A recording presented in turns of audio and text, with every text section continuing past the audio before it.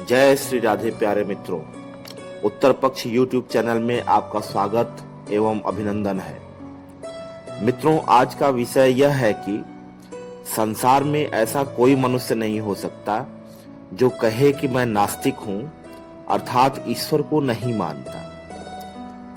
यहां तक कि जो सिद्धांत मैं आपके समक्ष प्रस्तुत करने जा रहा हूं, उससे धुर भौतिकवादी स्टीफन हॉकिंस जैसे वैज्ञानिक हों, वामपंथी हों अथवा कोई अन्य, सभी ईश्वरवादी ही सिद्ध होते हैं, अर्थात सभी आस्तिक ही सिद्ध होते हैं।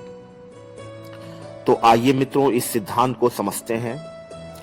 मित्रों, मेरा आपसे एक आग्रह है कि ध्यान पूर्वक पूरी बात को सुने और फिर मनन करें।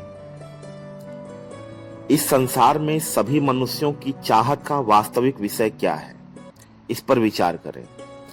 कहने का तात्पर्य यह है कि मनुष्य के हर कार्य को करने के पीछे उसकी इच्छा या चाहना क्या होती है। मनुष्य जो भी कार्य करता है, उसके परिणाम में मित्रों वह तीन विषयों को प्राप्त करने की इच्छा रखता है।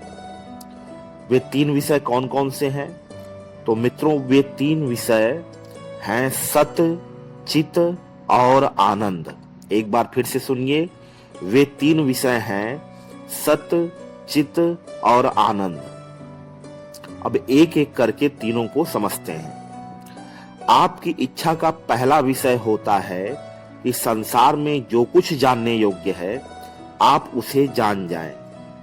अर्थात मित्रों, जड़ता मूर्खता से दूर आप ऐसा जीवन चाहते हैं, ऐसा ज्ञान चाहते हैं जिसको प्राप्त कर लेने के बाद कुछ भी जानना शेष न रह जाए।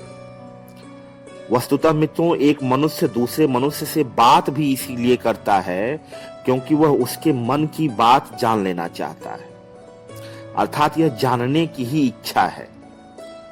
मित्रों, इसे कहते हैं सत की इच्छा का होना। दूसरी इच्छा का विषय है चित्त, अर्थात चैतन्य रहना। सभी मनुष्य मृत्यु से डरते हैं। यदि कोई कहे कि मुझे मृत्यु से भय नहीं लगता, तो आप एक साधारण सा प्रयोग कर सकते हैं। उसे चलती रेलगाड़ी के सामने ले जाइए, फिर हटा लीजिए, उसके हृदय की धड़कन मापिए, वह बढ़ी हुई मिलेगी। कहने का तात्पर्य है कि मनुष्य मृत्यु से डरता है, मनुष्य को मृत्यु से भय लगता है, अर्थात वह अमृत स्वरूप होकर चैतन्य अवस्था में रहना चाहता है।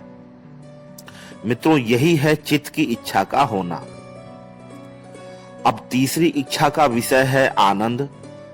मित्रों, ये बताइए कौन कहेगा कि उसे आनंद नहीं चाहिए, बल्कि हर मनुष्य हर क्षण सबसे श्रेष्ठ आनंद को प्राप्त करना चाहता है।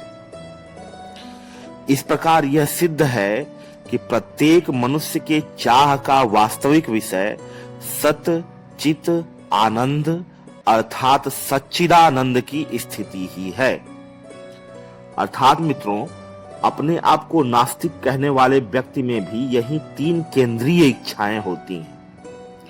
कोई व्यक्ति पढ़ता है, लिखता है, आपस में बातचीत करता है, अपनी सुरक्षा करता है, स्वादिष्ट भोजन करना चाहता है, चाहे जो कुछ भी करता है, आखिरकार चाहता तो वह सत, चित, आनंद अर्थात सच्चिदानंद तत्व को ही है ना।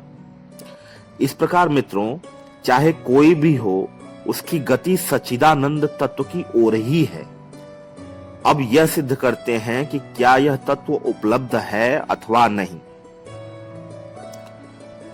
मित्रों, जिस प्रकार से प्यास लगती है तो पानी उपलब्ध है, भूख लगती है तो भोजन उपलब्ध है, अर्थात कोई वस्तु हमारी इच्छा का विषय तभी बनती है जब वह उपलब्ध हो।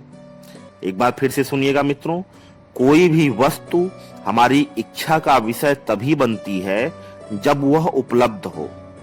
अतः सच्चिदानंद की स्थिति अगर हमारी इच्छा का वास्तविक विषय है तो उपर्युक्त तर्क के अनुसार वह उपलब्ध अवश्य होनी चाहिए। यही सच्चिदानंद तत्व ही मित्रों सनातनियों का ईश्वर है। भगवान की स्तुति में कहा भी जाता है, सच्चिदानंद रूपाय विश्वोत्पत्त्यादि हेतवे इत्यादि। तो मित्रों, इससे स्पष्ट है कि संसार में नास्तिक कोई भी नहीं है। जाने अनजाने सबकी गति सच्चिदानंद तत्व की तरफ ही है, अर्थात ईश्वर की तरफ ही है। मित्रों, एक बात और, ऊपर हमने सैद्धांतिक और तार्किक आधार पर तो सिद्ध कर दिया कि ईश्वर है तथा सभी उसी को चाहते हैं, परंतु क्या इसका कोई प्रकट उदाहरण भी है? तो मित्रों, इसके एक नहीं अनगिनत उदाहरण हैं हिंदू धर्म में। तुलसीदास जी हों, सूरदास जी हों, मीराबाई हों, रविदास जी हों, कबीरदास जी हों, तुकाराम जी हों आदि अनेकों ऐसे संत हुए हैं और वर्तमान में भी हैं जो इस तत्व का अर्थात भगवत तत्व का अनुभव कर चुके हैं, अर्थात ईश्वर को प्राप्त कर चुके हैं।